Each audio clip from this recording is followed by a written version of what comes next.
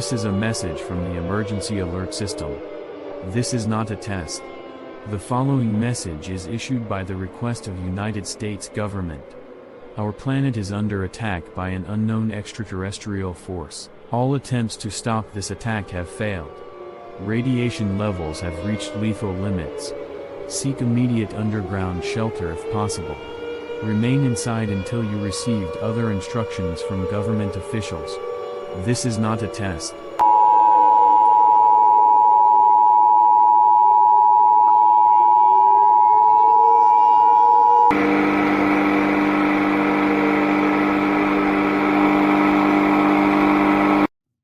Welcome to The Pattern is Full.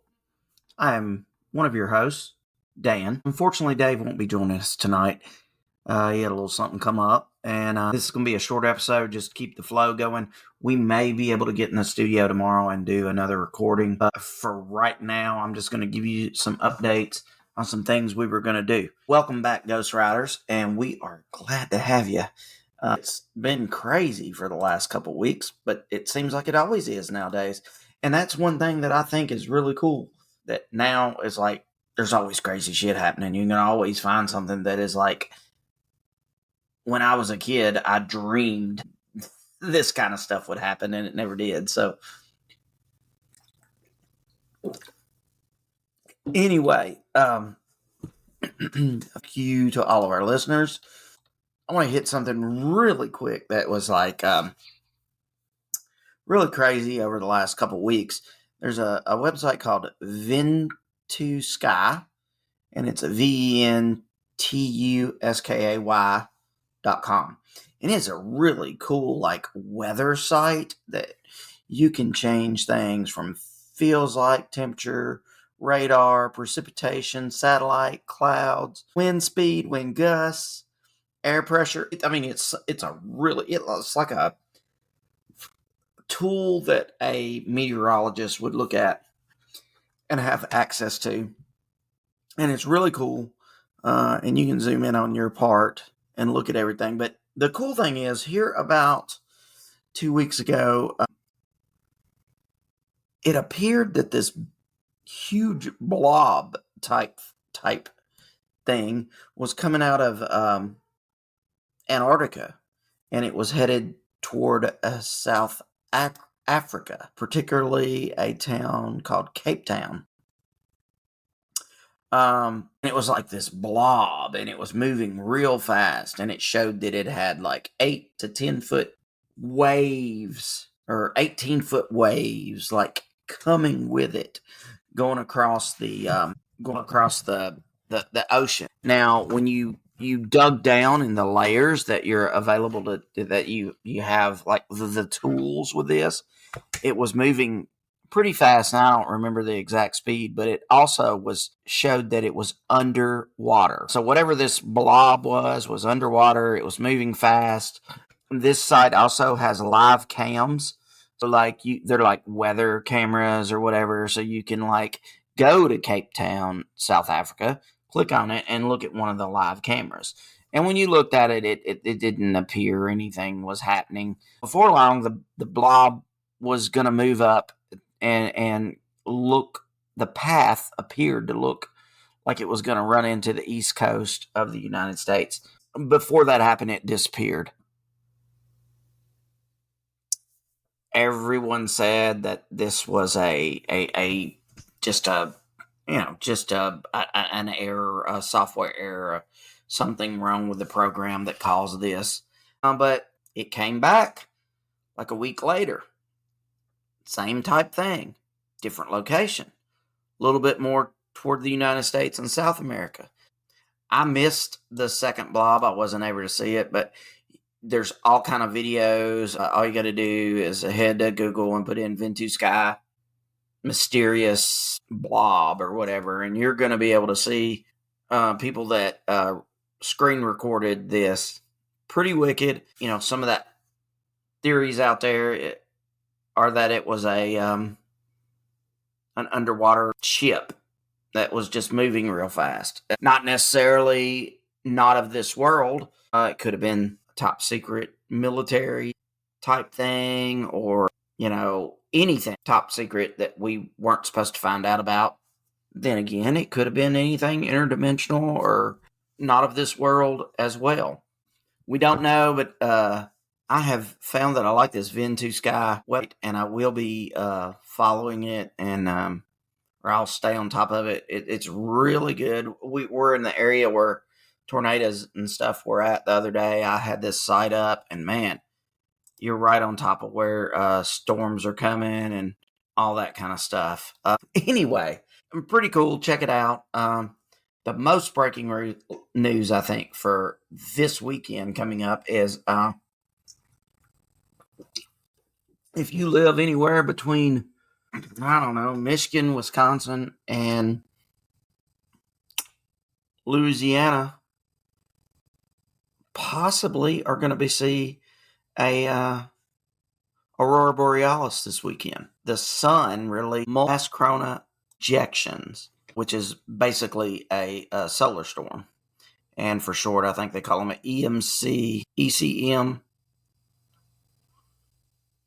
MCE, mass corona ejection. Yeah. So that comes from a solar storm that's going on the sun right now. And what is really cool about that is if you still have your solar glasses from the eclipse a month ago, throw those on and look at the sun. Now, don't look at the sun without those glasses on, but put those glasses on if you still have them and look up at the sun if it's clear tomorrow. I did it today. It's really cool. You can see over to the right of the sun, low right bottom, there's a really few little dots. They just look like black dots on the sun, and they're kind of blurry and all that, but it's far away. But that shows you how massive those storms are. You can see them with your eyes with those solar eclipse glasses on. It was really cool. I saw it today. I even put the eclipse glasses over my phone and tried to take a picture. Man, it didn't work out well. Pretty cool, though. So over the next 3 days, those solar storms are going to hit us. And we have a possibility of seeing aurora borealis in places that you don't see that. And that is the northern lights, for those who don't know. The sky will be green or purple or whatever color heads your way from the coronal mass ejection. I said that wrong. It is a CME, coronal mass ejection. So my bad. But basically, these are just big solar storms. It released 3 of them a few days ago. And they're just now reaching us. Starting tonight, you should be able to see the northern lights and possibly be a little stronger tomorrow or even Sunday, because they were higher in more intense storms that ejected the mass on Saturday, or be getting to us on Saturday and Sunday. I've already been out a couple times tonight and looked. It really wasn't quite dark enough for me to see anything yet, so I didn't get to see anything. There could be some interruptions in GPS, cell phones, and possibly the power grid, but maybe not. More north, maybe Canada may have some more issues with that than us in the States, but it is a possibility. I just want to cover that, get it out there that's going on. Take a look. If you're listening to this tonight, 5/10 of 24, get out there and take a look at it. It really appears to be that it's going to be pretty cool. I'm hoping to see something here in Kentucky. Again, I don't know that I will, but I'm hoping. As soon as I get off this podcast, I'm going to get out there and look, because, hey, I'm not going to miss a once in a lifetime thing to actually see something like that from where I live. Obviously I want to go north before. Back when I was a cop in the early 2000s, we had a weird call. As I remember, it was right after 9/11, so 2001, that there was a strange lights in the sky. And people were worried about that back then because they were worried about chemical attacks and different things that could have went on. I actually received that call to go out and investigate, and I went out, and it was actually Aurora Borealis. It was the Northern Lights. We were able to see them, and it was pretty cool. Weren't really that bright, but they were. It was like, this is like a green wavy look. It was pretty cool seeing it back then. Yeah, I didn't have a cell phone in my pocket to take a picture. I mean, back then I was still taking pictures of traffic accidents with a damn instant camera. But there you go. Another thing I wanted to hit tonight is Dr. Stephen Greer, as we all know, his story. He has apparently dropped a picture. There's a website called dpiarchive.com. And it is the Disclosure Project Intelligence Archive. He has dropped a picture of it's 4 pictures of a field somewhere. I don't know where this field is. It doesn't really say. But it basically is showing 4 different aliens from 1991. Now, you got to think how cameras were in 1991, and they weren't the greatest. These pictures are, honestly, they're horrible. It looks like a damn kid drawed something with a crayon. But who knows? You should check that out. dpiarchive.com. There is a search bar. Just type in EBE, and it'll be the first EBEs in a field .png. But Dr. Greer has also come out and stated that disclosure is happening right now, and he is going to add all the disclosure stuff to this website. So check it out. You do have to register to look at the website. You have to put an email address in, create a password. That's all it really asks for. It's a pretty cool website. I didn't know much about it until here lately, but it's pretty cool. Check that out. If you want to check out the aliens that Dr. Greer posted 4 photos of. Again, I don't know where those photos are, and I can't find on that website where it says those photos are, but they're pretty weird. All right. Let me see. Again, this is going to be a short one tonight. I wanted to bring up that, I don't know if you've heard about this or not, but there's a guy on TikTok that apparently he owns some houses. He's like a property investor or something, rents out Airbnbs and all that stuff. But he has a property, I'm pretty sure in California, and he lives about 3 hours away from it. And TMZ originally picked this up, not on TikTok. Well, TMZ picked this up, and that's where I kind of saw it at first. His name is Alec Schall, Schaal. He manages Airbnbs. I'm not sure if he owns them or not, but this is one of the property he has. So he gets a notice that his Ring doorbell, Ring camera is motion in the backyard. So he logs into the camera and he looks and he sees a younger person with a backpack on, probably the age of, I don't know, the guy looks like he's in his mid-30s or so, shorts on, white t-shirt. And he walks around in the backyard for a little bit, and then he decides there's a shed back there, and the man goes into the shed. Well, Alex continues to watch his camera. Alec, Excuse me, not Alex. It's Alec.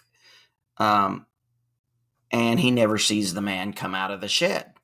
And I think he watches it for a long time.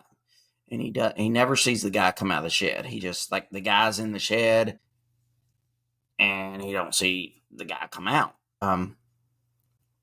He finally quits watching it. He calls the police and he says, "Hey, I have a property." Gives them the address. The police show up. So Alec talks to the police officers through the camera because he can communicate through the camera. And he tells them, I'm not at the property. I manage the property. I own the property, whatever. And I had motion, and this guy went in my shed, and it's been several hours, and he's still in there. So these are real police officers. You can pull up the data from where this is at and figure out that, yes, he did call the police officers. Well, the police officers go into the shed, and then they come back out and talk to him on camera, and they're like, "Man, there's nobody in the shed." And the dude's like, "Well, I've been watching it. Nobody came out of the shed." And even, like, when I quit watching it, I looked back, and nobody came out of the shed. And they're like, "Man, nobody's in the shed." Yada, yada, yada. So he just, "Well, thank you for looking, thanks, whatever." And so then the next day, dude gets a notification that somebody's in the backyard again. So he gets on and starts looking at his camera. And while he's doing that, lo and behold, somebody comes out of the shed. Now, the guy that comes out of the shed appears to be roughly 20, 30 years older than the guy went into the shed. Similar face appearance, similar hair, everything. Except for now, the guy's white-headed, got different clothes on, yada, yada, yada. It seems really, really strange for what had went on. So this guy thinks that somebody went into the shed and either went through a portal to a different world, or was a time traveler, or teleported somewhere, and when he came back, he was a different age. Started investigating this, of course, and with their investigation, I found a guy that was a Harvard professor. So what they done is they took the image, the image, and cropped it and put it into Google Images and reverse searched the image, and it came up a professor.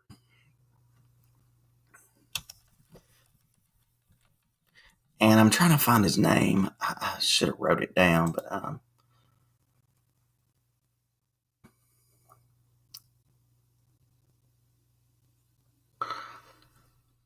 well, I can't find his name, but I'll link it in the show notes, of course.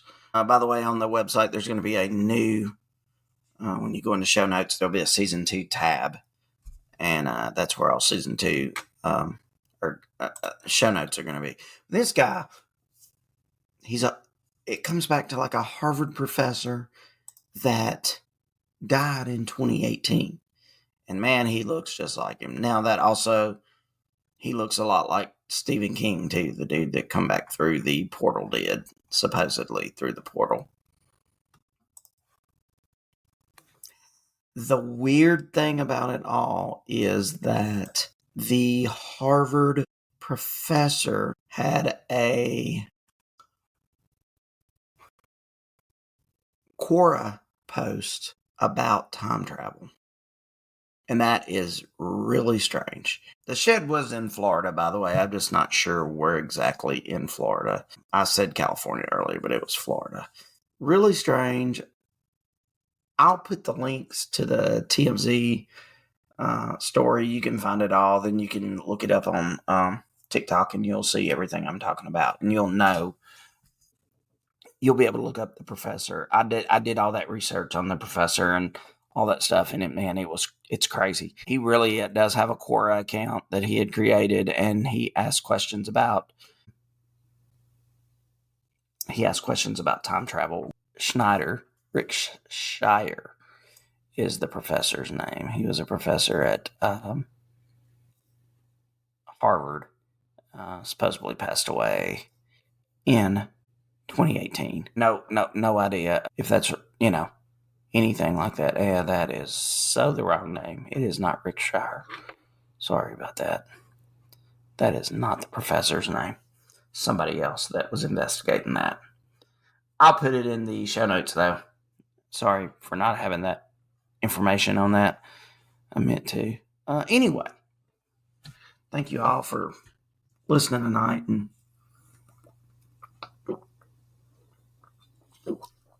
having a frosty adult beverage with me, I'm going to hopefully get into some real good stuff. I'm fixing to dive deep into this Dr. Stephen Greer stuff that was released today. I'm going to have a long night of it probably, so a lot of research. Hey, I want to thank everybody that's been coming and joining us, though.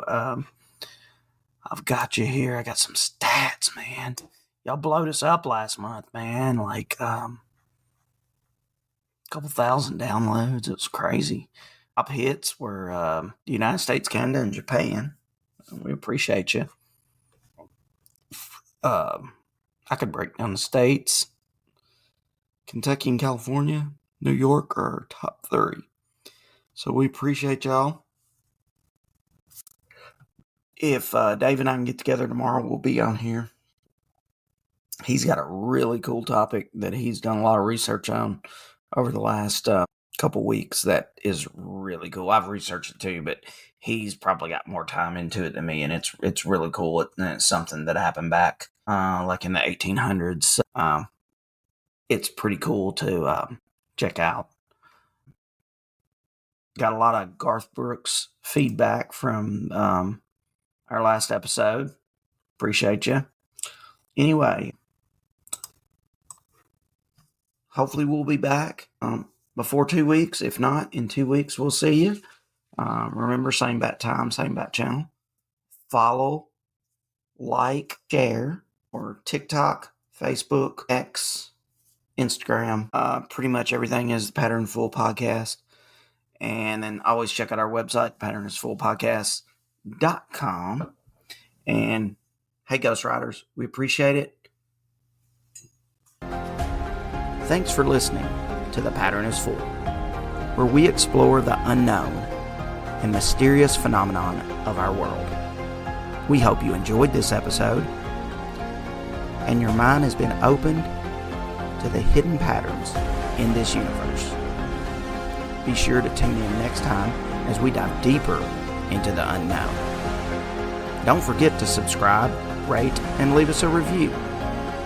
Your support helps us continue to uncover the mysteries of our world. Until next time, keep an open mind and keep searching for the patterns in our world. The Pattern is Full is signing off.